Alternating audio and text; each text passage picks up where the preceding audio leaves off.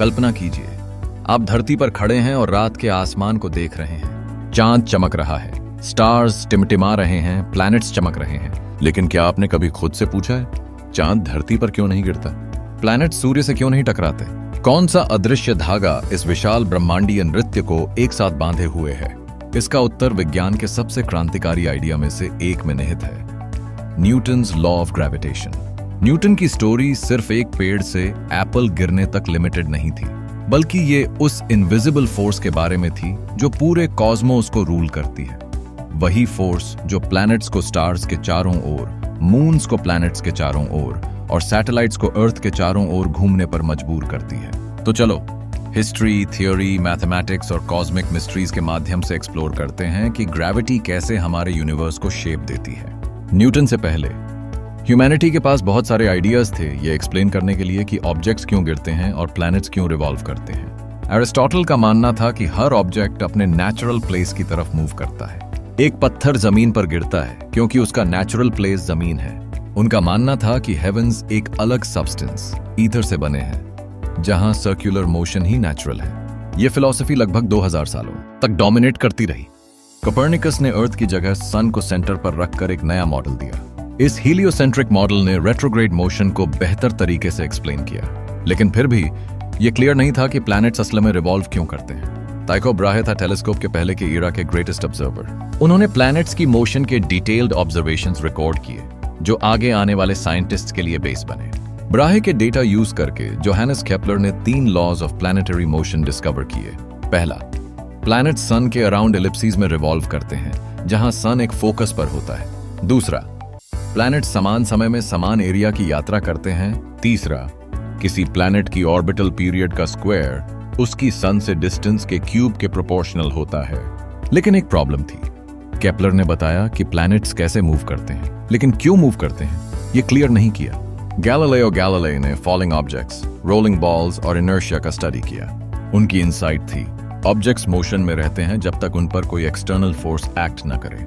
उन्होंने एरिस्टोटल के natural motion concept को चैलेंज किया। हमारे पास था कोपर्निकस का हीलियोसेंट्रिक मॉडल, केपलर के ऑर्बिटल लॉज, गैलीलियो का इनर्शिया का प्रिंसिपल। लेकिन एक मिसिंग पीस था, वो फोर्स जो इन सबको कनेक्ट करता है, और यहीं से न्यूटन की एंट्री होती है। 1642 में जन्मे आइजैक न्यूटन एक ऐसे समय में ग्रो हुए जब दुनिया प्लेग, राजनीतिक उथल और मॉडर्न साइंस की जन्म से गुजर रही थी। एप्पल वाली फेमस स्टोरी शायद हाफ मिथ हो, लेकिन न्यूटन की सोच को रिप्रेजेंट करती है। उन्होंने सोचा, अगर एप्पल धरती पर गिरता है तो क्या चांद भी गिर रहा है? हो सकता है कि दोनों को अट्रैक्ट करने वाली फोर्स सेम है। एप्पल को नीचे और चांद को बगल में खींचने वाली फोर्स एक ही है। ये एक रेवोल्यूशनरी छलांग था। वही सिंगल फोर्स अर्थ और सेलेस्टियल मोशंस दोनों को कंट्रोल करता है। न्यूटन ने कंबाइन किया गैलीलियो का लॉ ऑफ इनर्शिया, केपलर के लॉज ऑफ प्लैनेटरी मोशन और अपनी मैथमेटिकल ब्रिलियंस। 1687 में उन्होंने प्रिंसिपिया मैथमेटिका पब्लिश की, जहां उन्होंने universal law of gravitation propose किया। Universal law of gravitation, Newton का लॉ कहता है यूनिवर्स में हर पार्टिकल दूसरे पार्टिकल को अट्रैक्ट करता है एक फोर्स से, जो उनके मासेस के प्रोडक्ट के प्रोपोर्शनल और उनकी डिस्टेंस के स्क्वायर के इनवर्सली प्रोपोर्शनल होता है। अर्थ एप्पल को खींचती है और एप्पल भी अर्थ को खींचता है। न्यूटन ने ऑर्बिट को एक्सप्लेन किया एज फॉलिंग अराउंड अर्थ। बॉल को धीरे से थ्रो करो, पास में गिरेगा, और फास्ट थ्रो करो, दूर गिरेगा। सही स्पीड पर थ्रो करो, वो कंटिन्यूअसली अर्थ के अराउंड फॉल करेगा। यही ऑर्बिट है। चांद लगातार अर्थ की ओर फॉल कर रहा है, लेकिन उसकी बगल में वेलोसिटी उसे कंटिन्यूअसली अर्थ के अराउंड रिवॉल्व कराती है, बिना टकराए। न्यूटन का लॉ ने बहुत सारे फिनोमेना एक्सप्लेन किए। मून का ग्रेविटी ओशंस को पुल करता है। न्यूटन ने अर्थ और हेवेंस को एक ही फ्रेमवर्क में यूनिफाई कर दिया। वही फोर्स जो एप्पल को गिराती है, वही प्लैनेट्स को भी कंट्रोल करती है। ह्यूमैनिटी का पहला universal law of nature, Newton का लॉ 200 साल तक साइंस पर राज करता रहा, लेकिन 20वीं शतक में इसे चैलेंजेस आए।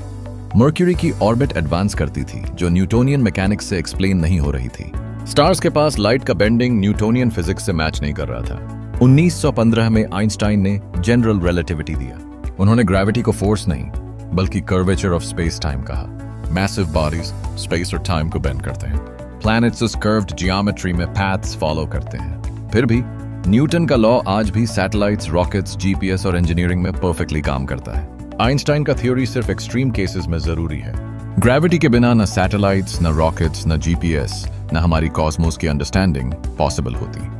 तो अगली बार जब तुम चांद को आकाश में ग्लो करते देखो या एप्पल को ट्री से गिरते देखो, याद रखना दोनों एक ही यूनिवर्सल लॉ फॉलो कर रहे हैं जिसे डिस्कवर किया न्यूटन ने। ग्रेविटी यूनिवर्स का साइलेंट आर्किटेक्ट है और ये सब शुरू हुआ न्यूटन की ब्रिलियंट क्यूरियोसिटी से। अगर आपको यह गहराई से जानकारी अच्छी लगी तो द साइजूम को लाइक, शेयर और सब्सक्राइब जरूर करें।